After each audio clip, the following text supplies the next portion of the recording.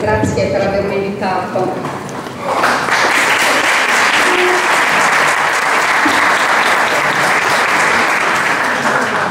Trovo che la testimonianza e la partecipazione del CNR stasera sia assolutamente importante nell'ottica di una battaglia contro la discarica.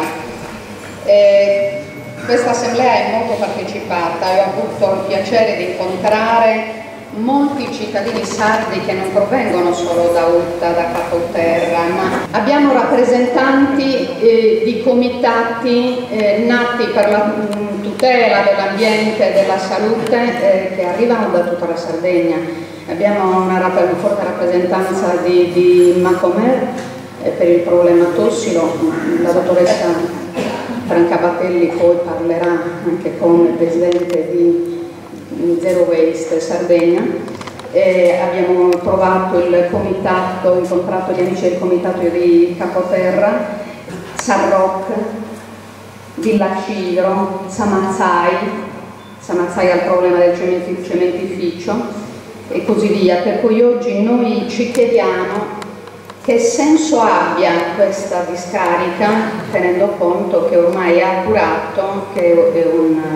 un'idea è una proposta che stanno portando avanti un po' in tutta Italia insistentemente. C'è una fortissima promozione fra l'altro di discariche inceneritori in Sardegna, tenendo conto che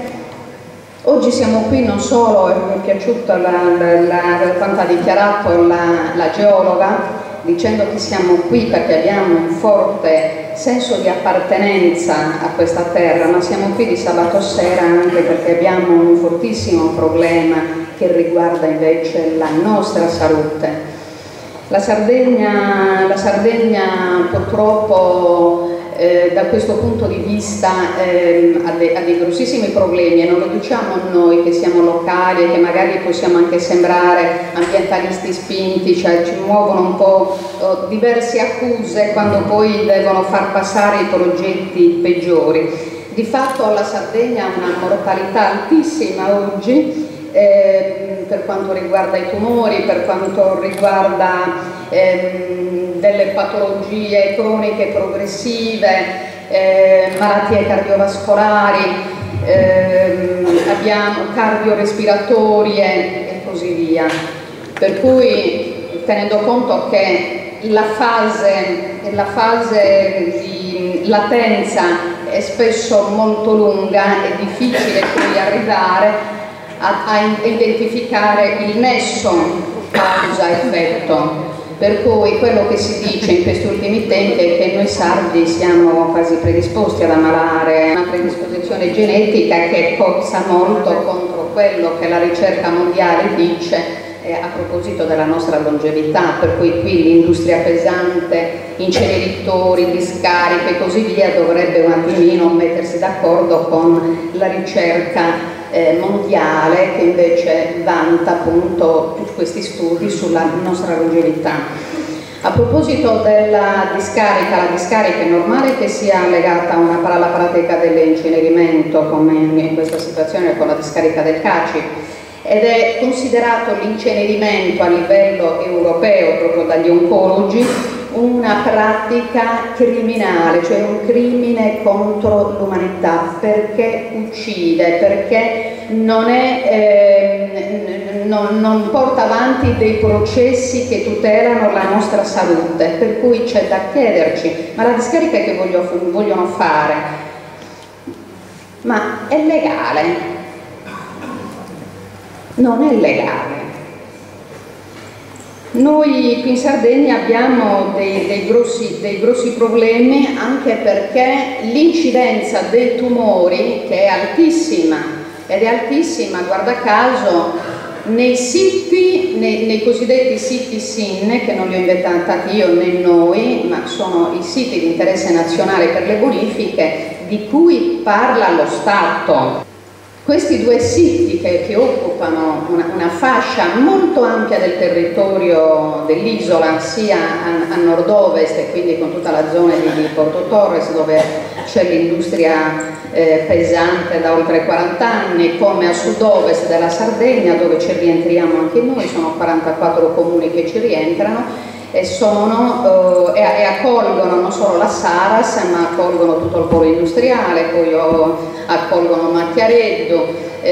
con inceneritore e discariche che poi vogliono anche incrementare, per non parlare poi di tutta la situazione dei poligoni militari.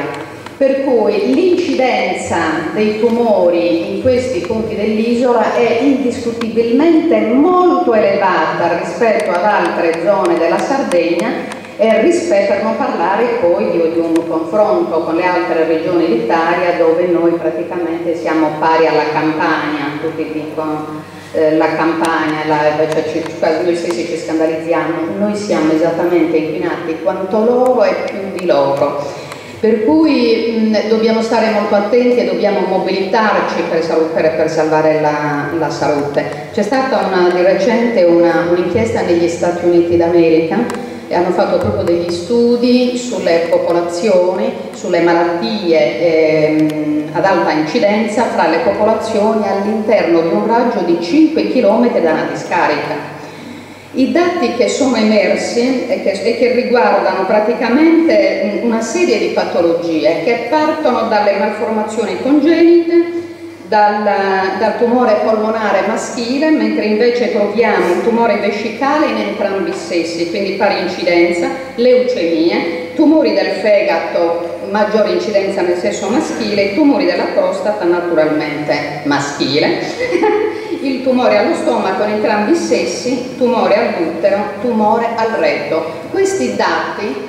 sembra veramente quasi incredibile, perché coincidono con i dati che sono stati forniti in un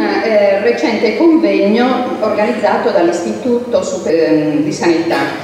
dove praticamente emergono le stesse incidenze. Quindi il nostro problema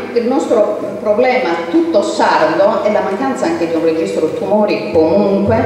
che ci fornisca degli elementi certi, nel senso che è uno strumento di cui non vogliono dotare la Sardegna, perché il registro tumori risale alla paternità delle nostre malattie, cioè chi e che cosa le determina, e soprattutto tenendo conto che sono particolarmente concentrate in certe aree.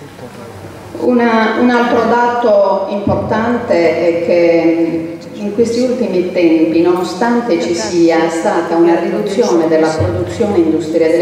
industriali nell'isola, hanno prima provveduto a inquinare per il nostro territorio, poi se ne sono andati senza far conti con nessuno, senza preoccuparsi di bonifiche, si sono portati via i nostri finanziamenti pubblici e tanti saluti, con le nostre istituzioni locali che se ne guardano bene dal chiedere conti, che bisogna chiedere conti, questi non possono andarsene così. In ogni caso sono andati via,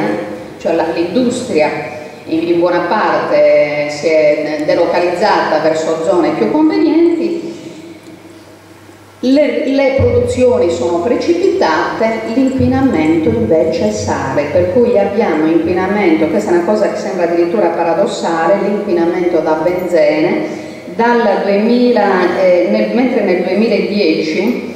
ha prodotto circa, mi riferisco alla Saras, quindi ha prodotto circa 8 tonnellate di benzene, nel 2013 arriva a 10 tonnellate,7, con un abbattimento delle produzioni Saras. Per non parlare poi delle emissioni di CO2, che queste invece risultano ridotte proprio in relazione alla riduzione della lavorazione del greggio. Il problema invece delle nanoparticelle, continuiamo a parlare tutti delle PM10 perché sono quelle più grosse, sono quelle che vengono rilevate dalle centraline, no? dell'ARPAS, che sono invece in progressivo incremento. E la cosa che deve farci preoccupare molto è che non vengono invece registrate le PM5 e quelle addirittura al di sotto delle PM5, che vuol dire che si tratta anche delle particelle più insidiose, perché una volta che vengono inalate vengono assorbite più facilmente a livello degli alveoli polmonari e sono quelle che vanno per prima nel circolo generale, poi vanno a produrre i danni al DNA con conseguente incremento di diverse patologie, fra cui i tumori. Quindi una domanda che io avrei fatto oggi al signor Sindaco, che non si capisce per quale ragione oggi non ci sia, forse non ci sono neanche rappresentanze, e il signor Sindaco oggi sarebbe dovuto essere qui con noi, perché deve assumersi delle responsabilità, nel senso che i danni da inquinamento ambientale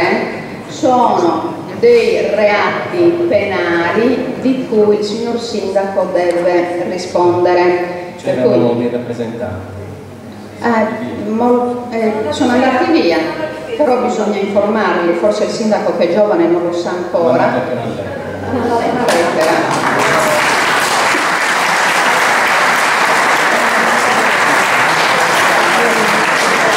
È importante che qualcuno informi il signor sindaco che chiunque sia male e chiunque abbia il sospetto che la sua patologia è legata a inquinamento ambientale, ad esempio se tirano su questa discarica, lui dovrà risponderne penalmente, quindi è importante che lo sappiano i cittadini, è importante che lo sappia anche il signor sindaco con la sua giunta. Io credo anche di aver concluso, grazie per avermi invitato.